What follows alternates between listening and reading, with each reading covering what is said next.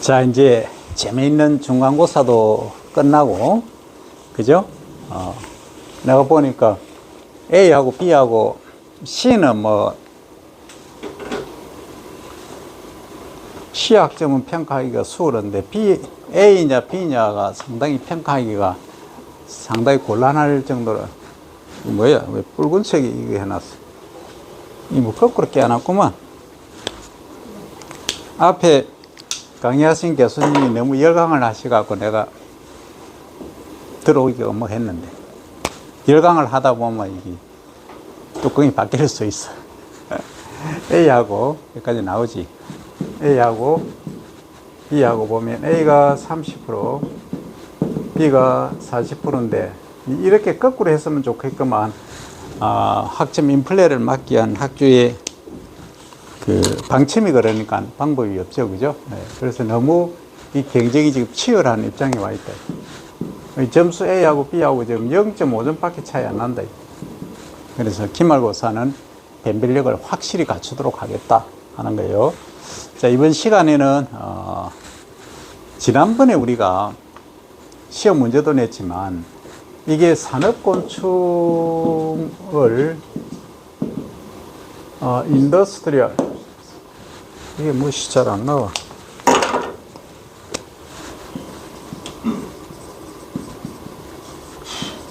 인섹트라고 하면 우리가 분류를 일단 해야 되는데, 말 그대로 산업화를 해서 돈이 되어야 된다 하는 거죠, 그죠? 그래서 사실은 지난번에 한 가지 빠뜨린 게 있어요. 화분 매개곤충이라는 분류를 지 앞에 내가 요약할 때 하나 빠뜨렸어. 빠뜨렸는데 답안에는 이걸 쓴 학생이 있더라고. 아주 엑셀런트 하죠, 그죠? 이거에 관한 설명을 다 했습니다. 특히 이제 네가 했다고 자랑할 게 아니고, 사람이 많이 알고 돈을 가지고 할수록 말아 고개를 숙이라. 배는 익을수록 고개를 숙인다. 어쨌든 화분 매개곤충에 관해서 예, 경제적 규모는 우리나라뿐만이 아니고 전 세계적으로 보면 엄청난 규모다. 유럽에만 해도 200조를 얘기하죠, 그죠? 근데 이게 실제 이제 환경하고 관계지으면은 이건 뭐 언카운터블이에요. 돈으로 환산할 수 없는 가치를 지니고 있다. 그게 화분 매개곤충 벌에 관한 얘기, 나비에 관한 얘기들이다 하는 거죠. 그 다음 두 번째가 우리가 식의학. 지금 보면 과거에는 우리가 위생이 조금 솔직히 거시기 했잖아. 이 위생 자체가 솔직히 개념이 없었잖아. 그러니까 우리가 어릴 때만 해도 초등학교, 그 당시 국민학교 다닐 때만 해도 1년에 목욕 한 번에 한 번. 물끓여 넣고 하는 건 한 번이야. 언제? 설 전에. 이제 그것도 소주 끓이고 남은 그 물에 좀 씻고, 그 다음에 물 끓여가지고 보통 해요. 가마솥에. 그건 뭘 의미하느냐 하면 1년에 거의 안 씻는다는 얘기야. 그건 세수만, 소위 고양이 세수하듯이 정도만 했죠. 그렇게 우리는 일단 그걸 뭐 의미하는 게 결국은 위생 관리라는 자체가 없어서, 그러니까 머리에 막 이거 버글버글하고, 그죠? 막 여기 뭐가 나고 이렇게 했었어. 그래서 옛날에는 DDT 가루를 뭐 머리에 뿌리기도 하고 그랬어요. 그게 치명적인 건데. 어쨌든 그런 시절이 있었다. 그게 이제 우리가 1980년도 들어서면서부터 이제 어느 정도 그 위생에 관해서 개념을 가지게 됐죠.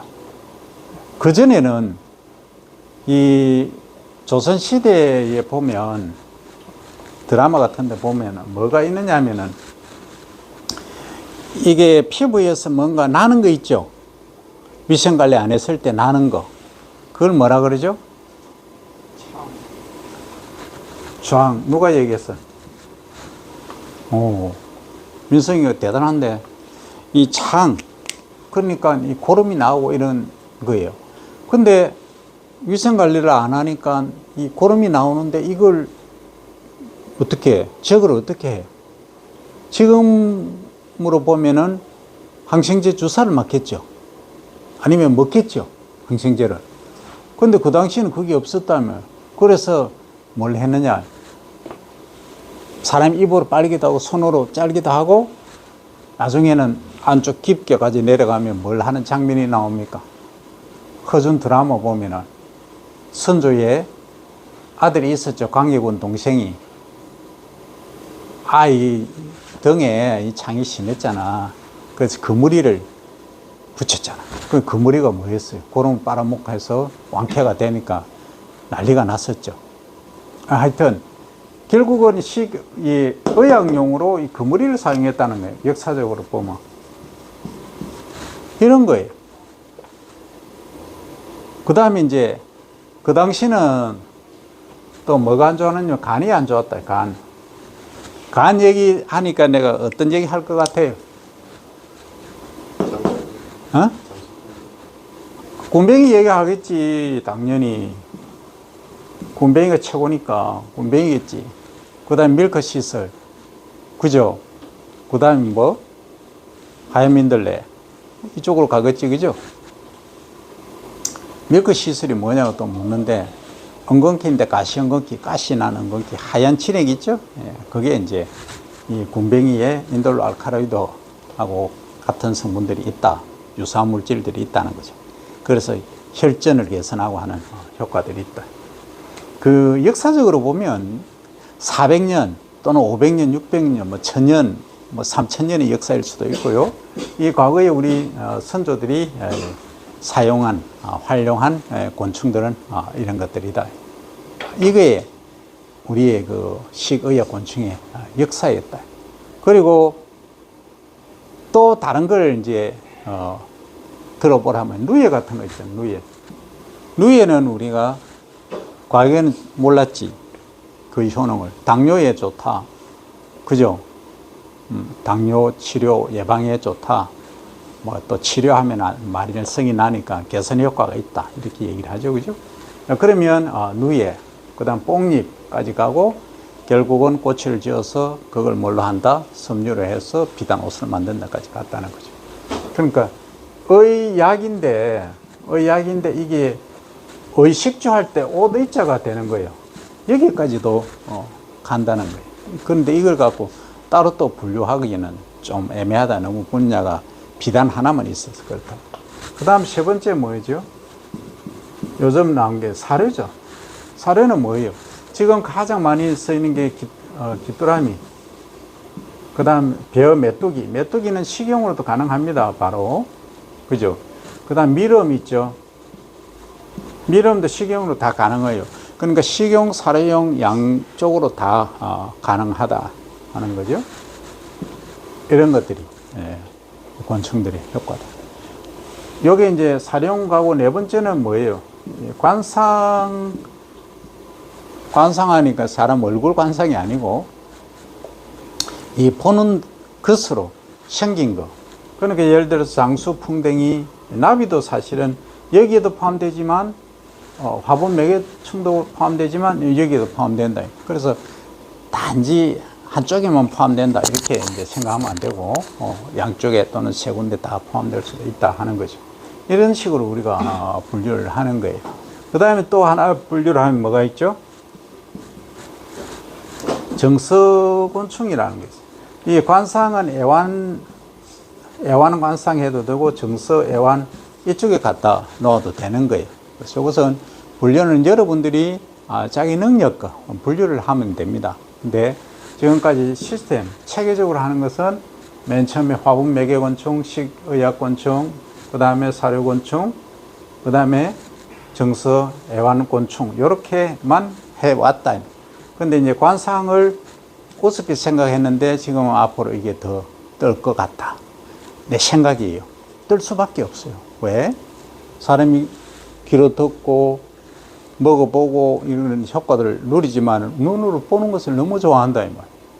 잘하는 것, 그죠? 그래서 이게 관상 쪽도 한번 생각해보자. 그러면 애완하고 관상이 뭐가 다르냐? 같이 친다며. 그래서 이렇게 해놓은 거예요.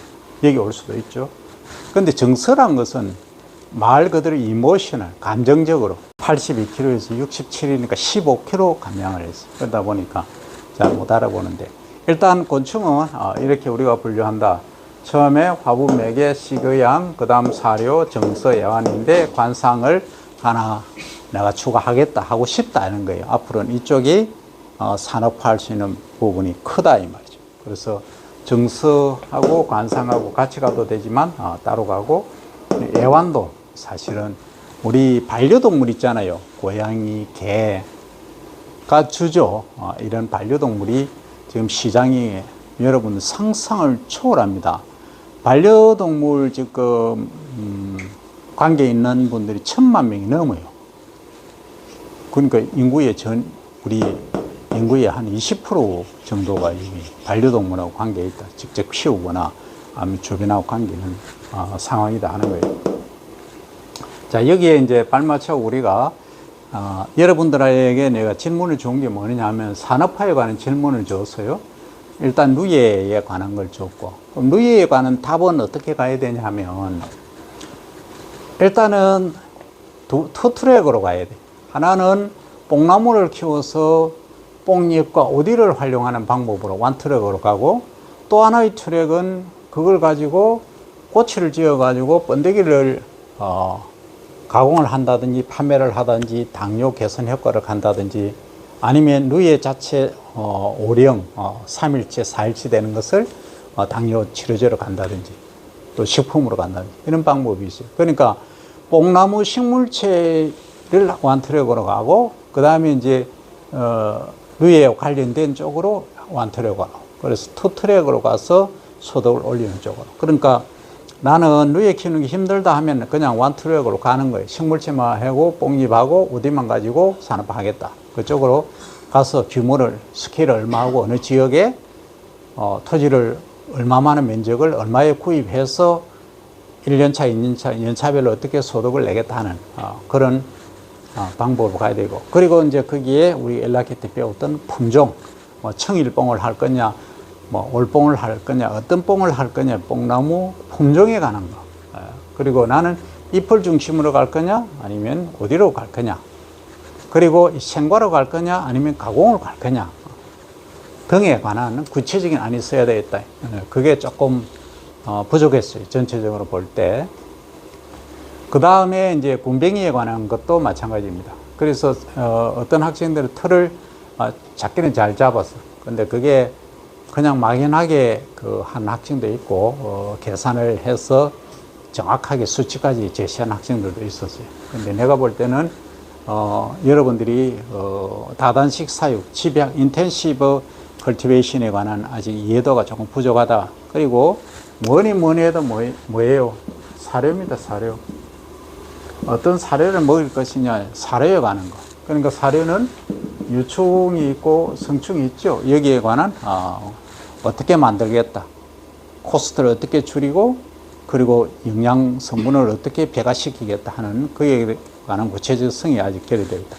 그러면 이제 기말고사는 완벽히 여러분들이 이해를 하는 수준까지 문제를 내겠다는 거죠.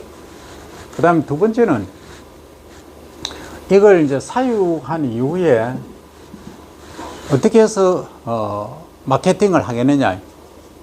그러니까 예를 들면 이거예요. 단적인 예를 들면 도라지가 있다. 도라지 재배를 했는데 소비자분들의 반응을 보면 선호도 조사를 해요. 자, 그냥 전시대에서 생으로 그냥 판매를 한다. 그 다음에 이제 요걸 물에 끓여 가지고 조금 가공을 해서 파우치로 판다. 그 다음 세 번째, 도라지를 분말을 해서 하거나 환으로 만든다. 그 다음 네 번째, 도라지를 고아서, 알죠? 그죠? 기름 넣고 해서 엿처럼 해서 이렇게 떠먹을 수 있도록 한다. 그 다음에 다섯 번째는 용곽산처럼 안에 내용물을 사포닌을 추출해서 용곽산은 소리가 나지 않습니다 하듯이 해서 용곽산처럼 해서 하겠다 하는 이 다섯 가지 방법이 있어요. 그러면 소비자분들은, 그러니까 내가 말한 1번에서 5번까지 가면 갈수록 자, 1kg에 대한 도라지 1kg 유기농 또는 친환경항을 얘기를 합니다. 그럼 1단계, 2단계, 3단계, 4단계, 5단계. 자, 1단계 뭐죠? 생으로 그냥 하는 거. 두 번째는 그냥 끓여서 파우치로 가는 거. 세 번째는 뭐였죠? 분말이나 환이죠? 그 다음 네 번째는 뭐였죠? 고죠, 액기석이죠? 그 다음 다섯 번째는 이 추출하는 거죠. 사포닌을 추출해서 하는 방법이다. 그러면 비용을 보면 요게 이제 생으로 하는 게 예를 들어서 10,000원이었다. 10,000원, 20,000원, 30,000원, 40,000원 가면 이 추출해서 이렇게 가면 이 가치가 밸류가 이렇게 올라가 버립니다. 그럼 소비자 입장에서는 효능은 좋아. 이쪽으로 가면 갈수록 또 흑도라지 만들 수도 있겠네. 어쨌든 가공으로 가면 갈수록 비싸. 소비자 입장에서는 비싸게 사 먹어야 돼. 생산자 입장에서는 과연 내가 도라지만 키울 것이냐 아니면 6차 산업 여기까지 가공 마케팅까지 할 거냐 이걸 결정을 해. 그래서 그게 실제 가치가 어느 정도 높아지는지 효능이 어느 정도인지 실제 그 돈을 주고 소비자분들이 소비를 할 것이냐. 그럼 타깃층은 어디로 향할 것이냐. 그죠? 우리처럼 말 많이 하는 사람을 집중적으로 타깃으로 할 거냐. 고소득자, 중소득, 중위소득자, 그 다음에 소득이 좀 낮은 분들 겨냥하는 방법이 달라야 된다. 똑같이 가면 안 된다 이 말이죠. 이해되죠? 그래서 주 소비자층까지 겨냥하는 것이 여러분들이 이번 학기에 할 것이다 할 내용이다 이 말입니다. 그죠? 그래서 가공을 어떻게 할 거냐 가공 방법에 관한 것도 그러합니다. 가공을 간단히 얘기하면 이런 거예요. 자, 이 군뱅이가 이렇게 있다. 자, 군뱅이가 있으면 많은 사람들이 과거에는 군뱅이를 그냥 생으로 먹었다가 아주 원시적인 방법이에요. 그러면 죽어요. 잘못하면 간 좋아지고 뭐 힘나려고 하다가 일찍 갈 수 있다 잘못하면. 왜? 이 안에 똥이 있겠죠. 그죠? 분변이라고 합니다. 이 분변을, 이 똥을 제거를 해야 돼요. 그 다음에 여기 대가리 부분이 있죠? 그 다음에 발 있죠? 그죠? 이 전부 뭡니까? 딱딱한 부분으로 되어 있단 말이에요. 그럼 이게 우리가 직접 다이렉트로 그냥 섭취했을 때 여기 그러면 다양한 미생물들도 있을 수 있겠지. 그럼 뭐가 가야 된다? 요거 대가리 제거하고 발 모양 바깥에 털 그거 다 제거를 해야 된다. 그 제거하는 방법이 최고의 기술이다. 내가 가지고 있는 기술 중에 하나예요. 그러면은 뭐 한다? 깨끗하게 이렇게 되는 거지. 1차적으로. 그 다음에 이 물리적 박피, 제거 이렇게 되겠고, 두 번째는 살균이 들어가요. 살균. 또는 살충이 돼야 되겠죠. 그죠? 여기 균이 있을 수 있으니까 여기까지 완전히 소독을 해야 된다. 소위 디스인펙션 해줘야 된다는 얘기예요. 그러면 깨끗하게 완벽한 무균 상태로 우리가 가공을 할 수 있다. 그 다음에 결국 뭐예요? 드라이 상태로 가는 거죠. 건조시키고. 그 다음에 건조시켜서 분말을 만들어서 환을 만든다든지 할 수 있는 거지. 그러면 내가 도라지처럼 고로 만들겠다 하면 다른 걸 넣어가지고 또 고로 만들고, 아니면 군뱅이 속에 들어있는 인돌 알칼로이드, 소위 혈전 용해 물질, 피떡을 제거하는 물질을 추출해서 이것을 약으로 쓰겠다 하면 그걸 또 추출하는 기술에 의해서 추출하는 거예요. 그러면 어디로 갈 거냐? 아니다. 그거는 지금 아스피린하고 많이 나와 있으니까 나는 천연이라고 하더라도 그건 별로 돈이 안 될 것 같다 하면 단백질로 가는 거지. 고급 단백질로 간을 지키는, 간을 보호하는, 간 기능을 개선하는 쪽으로 가겠다. 이미 동의보감에도 나와 있고 많은 연구 결과들이 다 있어요. 그래서 어쨌든 치매 개선 효과까지 있는 게 이 군뱅이다 하는 거죠. 그래서 여러분들이 이제 효능을 내가 설명을 했기 때문에 다 했어요. 하고 사육 방법이라든지 전략에 관해서 설명을 다 했으니까 지금부터 조별로 브레인스토밍 합니다. 3인 1조씩 모여 앉으세요.